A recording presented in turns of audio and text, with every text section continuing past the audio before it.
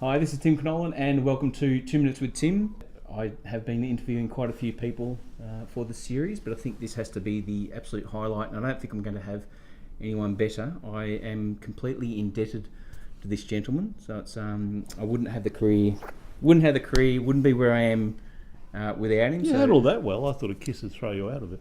Oh, I'm a pretty affectionate guy, so that means a lot though, Neil. And so today it is beyond an honour to have Neil Mitchell joining me on 2 Minutes with Tim. So Neil, welcome to the series. Thank you. It's been a long time. It's been a long time. We're almost to a 17-year journey. 17, is it really? Which is a long time. Another 20 to go.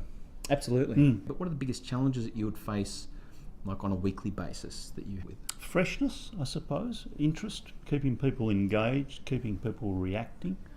Not motivation, but keeping yourself going at a level of intensity that is required to do it properly. I don't want to feel that I'm sort of skimming along on top of life. I want to be in the middle of it. Yeah, well, you do that very well. That's the aim. Yeah, well done. Have you learnt any big lessons through your career? Don't take yourself too seriously. Never get tickets on yourself. That it's okay to fail. Have a go and fail. Cope with failure sensibly. I don't take it well, but when it happens, I try to take it sensibly and learn from it. Don't be afraid to have a go. I think if I look back, perhaps that's been a mistake along the way, that I've been a little bit too cautious about having a go at things. They've been lessons. Listen and listen. Listen. The whole key to talk radio is to listen. Silence is a very powerful tool, and I use it regularly in difficult interviews with politicians. If they're fumbling around for a while, you don't rescue them, just shut up. They get themselves in deeper. I won't do that today, mate. Would you have any words of wisdom that you live by? The only thing I try to live by is to be fair dinkum, to be real, to be genuine. And we all fail at times to be as honest as we should be, or to be as compassionate as we should be, or as selfless as we should be. To be really fair dinkum, to be having a go and to be fair dinkum and not trying to con people, not trying to be something you're not. If you could travel back in time to see your 18-year-old self, and you had a very short period of time to just give a little bit of advice or words of encouragement or maybe suggest something, what would you say? Have a go. Don't be afraid of failure, just learn to cope with it. Have a go. Yeah. And that's the basis of it. We'll all fail, but don't be put off trying something that you know is right and you want to do, because you might fail. And if you fail, you cope with it, move on. Yep. It's not actually the end of the world, usually. Have a go. Usually. You're a great advocate and an incredible ambassador for so many members of the community. And you've always had a very smart and very focused view on doing the right thing by the community and looking after those who are doing the right thing by the community. Why do you think it's important that people do support the community in some way? It's the basis of human decency. You need a community to support itself, and you need to have a responsibility to support that community, which is what makes us decent human beings. And I think the community, despite all the troubles we see and the problems we see, and there are a hell of a lot of them out there, is essentially a decent beast, a decent thing. And what I can do and try to do occasionally, and we have examples every now and again, is to give people the opportunity to bring that out and show it. See, I remember after the September 11 terrorist attacks, noticing a real upsurge in people wanting to help.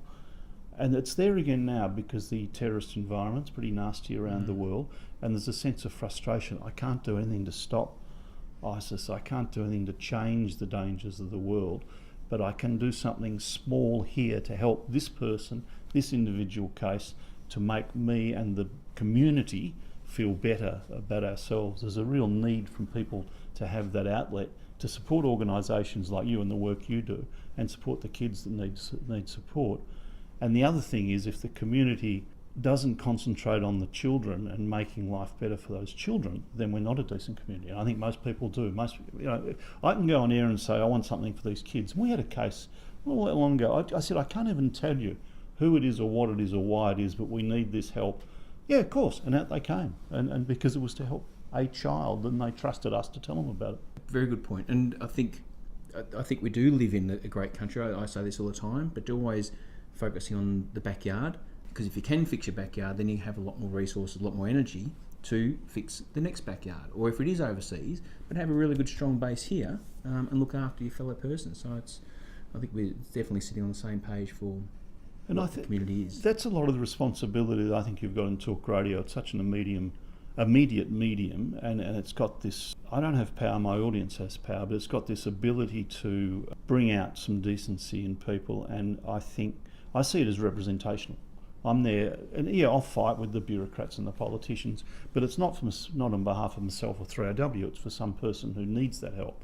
Or we'll go out and we'll, the big case, I had it today, I wanted to raise some money for something, we only wanted about $500, and we got about 1,500, and I thought, well, I could, if necessary, I'll say, well, I'll give you the money myself, but it's better and more positive if you say, and sometimes feel criticised, if I say, all right, I want the audience to give it, because then it spreads this sort of sense of goodwill. And very empowering for people. It is empowering, yeah. So instead of just reading about something, you're actually actioning it and you're part of the community.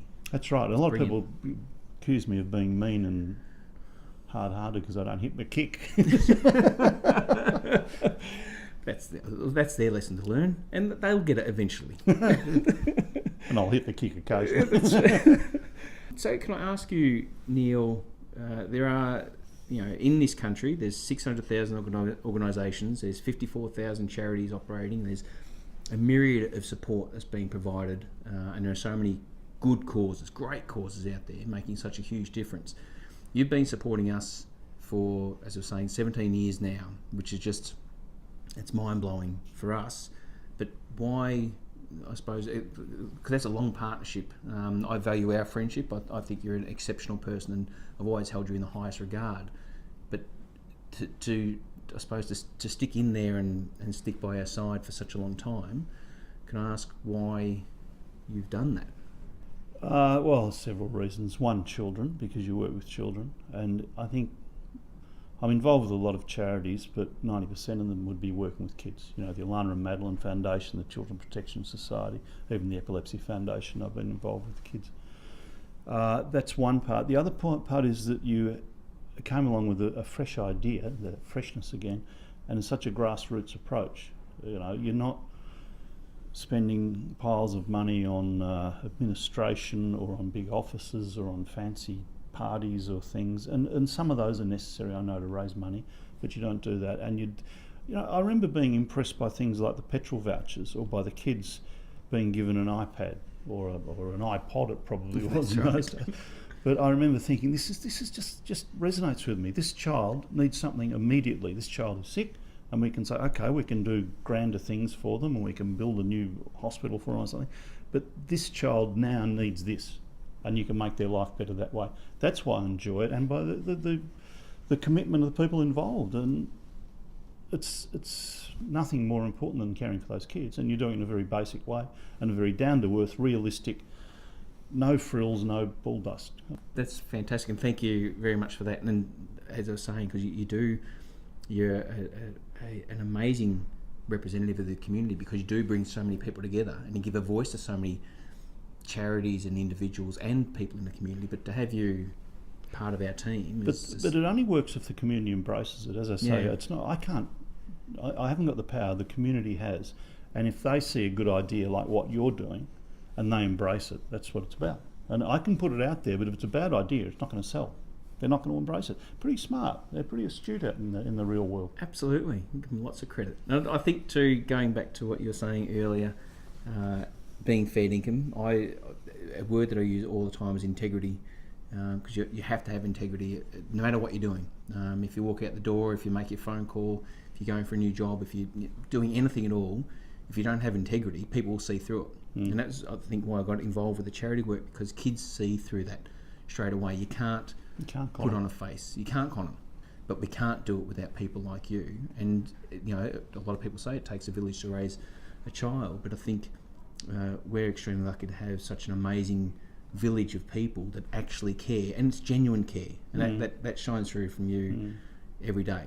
It's interesting what you say about kids. I was talking to an intensivist the other day, a professor in the area of intensive care, and he splits his time between the Royal Children's and another couple of hospitals in Melbourne. I saw him in the adult intensive care unit with a friend, and we were talking about it, and he said, the kids kids are much more difficult, he said, and much more fun because you can't crap it. You can't get away with anything.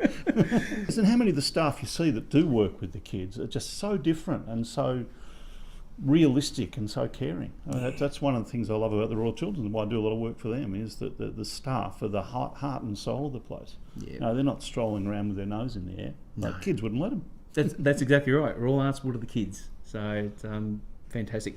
Neil, you're a very busy man, and I Those are long 2 minutes. there's a long 2 minutes. We'll try and edit it. maybe edit it. Thank you so much for everything you've done. You are, and I know I say it a lot, but you're one of life's true gentlemen. It's an absolute honour and a privilege to know you, be part of your life, but what you've done for us, it's immeasurable. Well, look, it's a pleasure. You do things that need to be done, and you do them beautifully. And that's what I admire. I'm just the observer. You're the participant. You do it. I watch it. You do the hard bit. Thank you. There we go, mucking up the microphone. Very professional.